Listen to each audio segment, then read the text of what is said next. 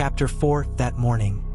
Timeline of Terror on September 11, 2001. In 102 minutes, the sky turned into a weapon, and time froze forever.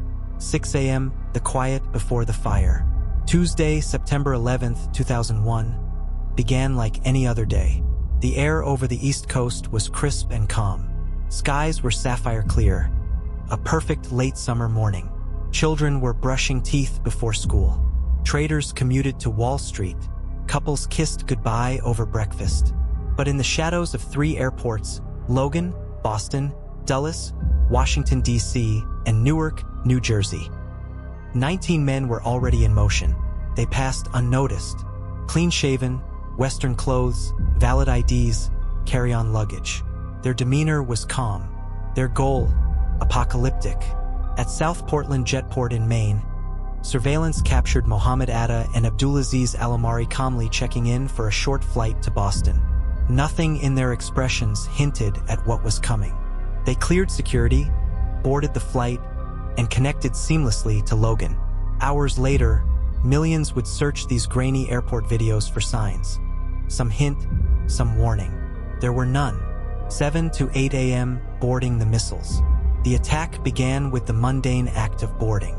At 7:35 a.m., American Airlines Flight 11 began boarding at Gate B32 in Boston. At 7:59, it took off, headed for Los Angeles. There were 92 people aboard, including 5 hijackers. At 8 o'clock, United Airlines Flight 175 began boarding at Gate C19. Marwan Al-Shehi, a trained pilot, joined 4 others. The plane lifted off at 8:14, also bound for Los Angeles. American Airlines Flight 77 left Dulles at 8:20 a.m. carrying 64 passengers, including hijacker pilot Hani Hanjour, the least skilled pilot among them. Finally, United Airlines Flight 93 departed Newark at 8:42, delayed 42 minutes. That delay would become fate itself. Each aircraft was selected for its cross-country range, loaded with 20,000 plus gallons of jet fuel, making them guided bombs with long flight windows. 8:13 to 8:20 a.m., the sky turned silent. At 8:13 a.m., Boston Center instructed Flight 11 to climb. There was no reply. The flight had been taken. Flight attendant Betty Ong contacted American Airlines operations at 8:19 a.m. Something is wrong. We're in a rapid descent. We have no contact with the cockpit. Somebody's stabbed in business class. It was the first voice from the hijacked sky. Seconds later, Amy Sweeney, another flight attendant, called in calmly but firmly. A hijacker cut the throat of a business class passenger, possibly the pilot. They've taken over the cockpit. Meanwhile, the cockpit voice recorder caught Mohammed Atta's voice. At 8:24 a.m., an accidental transmission broadcasted to air traffic control. We have some planes. Just stay quiet and you'll be okay. We are returning to the airport. It wasn't a negotiation. It was a declaration of war. 8:46 a.m., the first impact, North Tower. At 8:46 and 40 seconds a.m., Flight 11 crashed into the North Tower of the World Trade Center, between the 93rd and 99th floors. The plane hit at 466 miles per hour, creating an explosion of jet fuel that shot flames and shrapnel through the tower's structure. The impact instantly killed everyone on board and hundreds more inside. Windows shattered, elevators collapsed, stairwells became ovens of flame and smoke. Floors began to buckle. For a few moments, New Yorkers looked up, confused. Many thought it was a small aircraft. Others believed it was an accident. Anchors on live TV hesitated, struggling for words. But inside the building, terror took shape. Some people leapt from the upper floors, preferring freefall to fire. Police and firefighters raced into the base of the towers, climbing upward with 60 pounds of gear, into darkness and flame, while civilians were pouring down in tears and soot. 9:03 a.m., the second impact, South Tower. At 9:03 a.m., Flight 175 slammed into the South Tower between floors 77 and 85. It was captured live on every major television network in the world. The impact speed, over 590 miles per hour. Cameras caught the moment the Boeing 767 banked hard and carved into the glass and steel. The fireball was colossal. Metal fragments, body parts, and office furniture were ejected with hurricane force. This was no accident. It was an orchestrated annihilation. In living rooms, cafes, offices, and dormitories, people watching live screamed in disbelief. CNN anchor Aaron Brown said what everyone thought. This is clearly something deliberate. The world had changed. 9:05 a.m.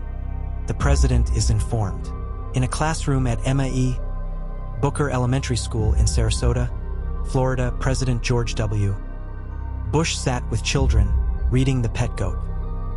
His chief of staff, Andrew Card, approached him and whispered, "A second plane hit the second tower. America is under attack."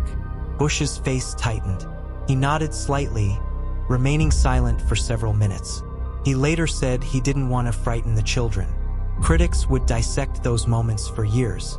Behind the scenes, the Secret Service scrambled.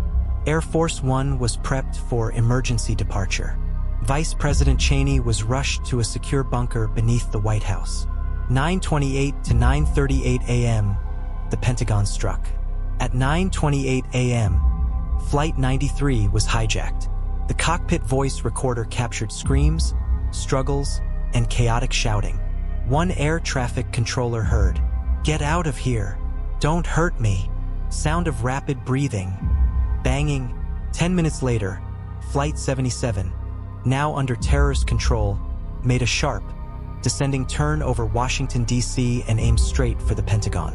At 9:37 and 46 seconds a.m., it impacted the Western Wall, ripping through 5 rings of corridors. The crash created a hole over 100 feet wide, igniting fuel that burned for hours. All 64 people aboard died.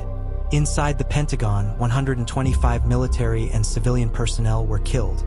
Shockwaves rocked the nation's capital. Emergency workers formed human chains to rescue survivors, carrying charred bodies, treating burns, and navigating pitch-black, smoke-filled halls. 9:42 a.m., America grounds its skies. At 9:42 a.m., the FAA ordered all aircraft grounded. Every plane over U.S. airspace, more than 4,500, was told to land immediately. It was the first time in American history that the airspace was shut down completely. For hours, the sky went silent. Just fighter jets circling above Washington and New York. NORAD, overwhelmed and blindsided, was tracking the wrong planes due to delayed FAA communication. Some fighters launched unarmed. The defense was reactive, confused, and tragically late. 9:59 a.m., collapse of the South Tower. Without warning, at 9:59 a.m., the South Tower collapsed. The entire 110-story building imploded in less than 10 seconds, pancaking down floor by floor in a roaring avalanche of steel, smoke, and bone. The force generated a seismic event. A massive dust cloud rolled over Manhattan like volcanic ash, swallowing people, cars, buildings.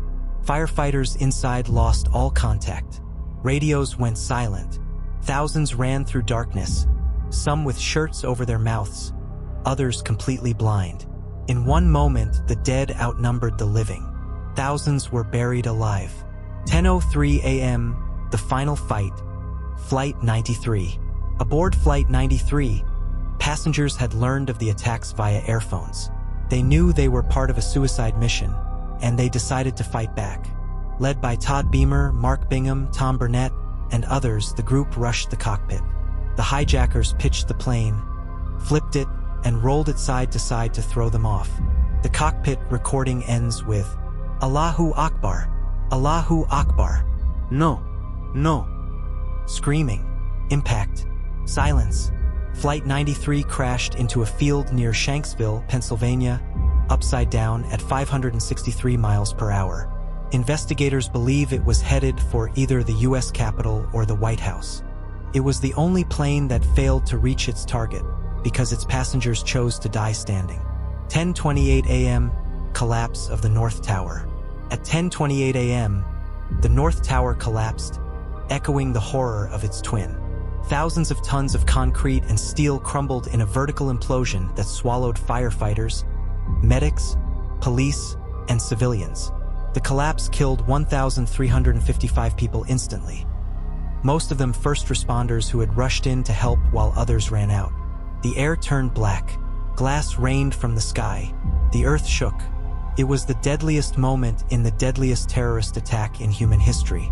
11 a.m. and beyond, a nation in ruins. By 11 a.m., all 4 hijacked planes were down. The World Trade Center lay in ruins. The Pentagon burned. A smoking crater scarred Pennsylvania soil. Cell phones stopped working. Blood-coated sidewalks. Papers rained from the sky like snow. Mayor Giuliani called it a tragedy of unimaginable proportions. Military fighters remained overhead. Troops were mobilized. The U.S. went to DEFCON 3, its highest alert since the Cuban Missile Crisis. President Bush, aboard Air Force One, was rerouted to Barksdale Air Force Base, then Offutt Air Force Base, before returning to Washington late that night. Eyewitnesses to hell.